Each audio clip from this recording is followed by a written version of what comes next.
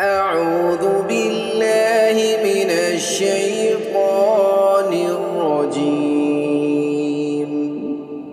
سورة التوبة مدنية. براءة من الله ورسوله إلى الذين عاهدتم من المشركين. فسيحوا في الأرض 4 أشهر واعلموا أنكم غير معجز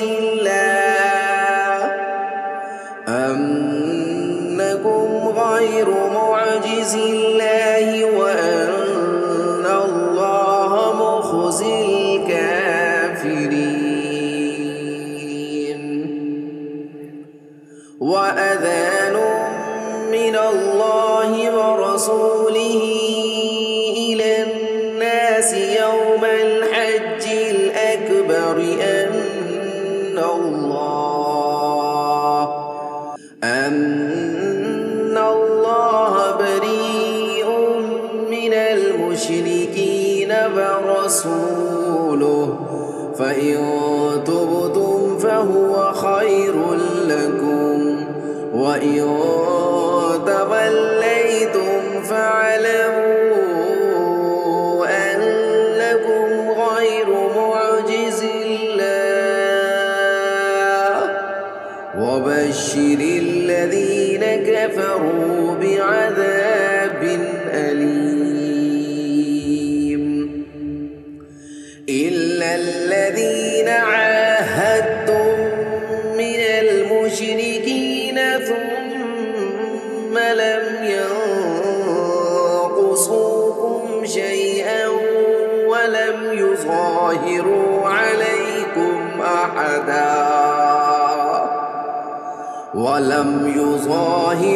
عليكم أحدا فأتموا إليهم عهدهم إلى مدتهم إن الله يحب المتقين. فإذا سلخ الأشهر الحرم فاقتلوا المشركين حيث وجدتموهم وخذوهم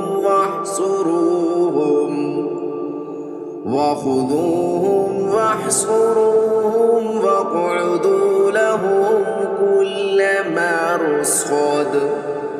فإن تابوا وأقاموا الصلاة وآتوا الزكاة فخلوا سبيلهم. وإن أحد من المشركين استجارك فأجره حتى يسمع كلام الله ثم أبلغه مأمنا ذلك بأنهم قوم لا يعلمون. كيف يكون للمشركين عهد عند الله وعند رسوله إلى الذين عاهدتم عند المسجد الحرام إلا الذين عاهدتم عند المسجد الحرام فما استقاموا لكم فاستقيموا لهم إن الله يحب المتقين. كيف وإن يظهروا عليكم لا يرقبوا فيكم إلا ولا ذمة يرضونكم بأفواههم وتأبى قلوبهم وأكثرهم فاسقون.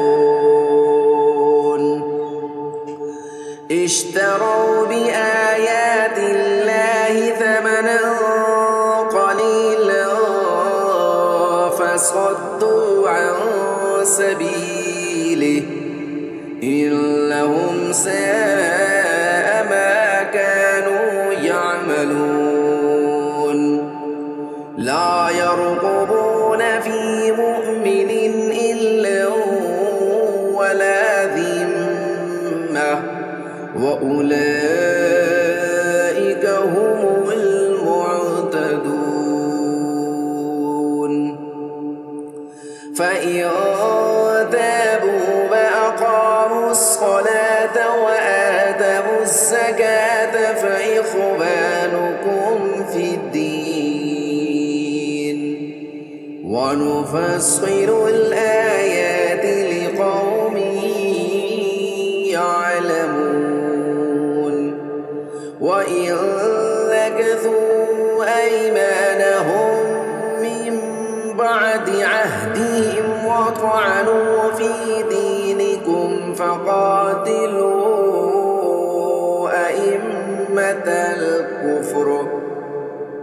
فقاتلوا أئمة الكفر إنهم لا أيمان لهم لعلهم ينتهون ألا تقاتلون قوما نكثوا أيمانهم فهموا بإخراج الرسول فهم بدؤوكم أول مرة أتخشونهم فالله أحق أن تخشوه إن كنتم مؤمنين قاتلوهم يعذبهم الله بأيديكم ويخزهم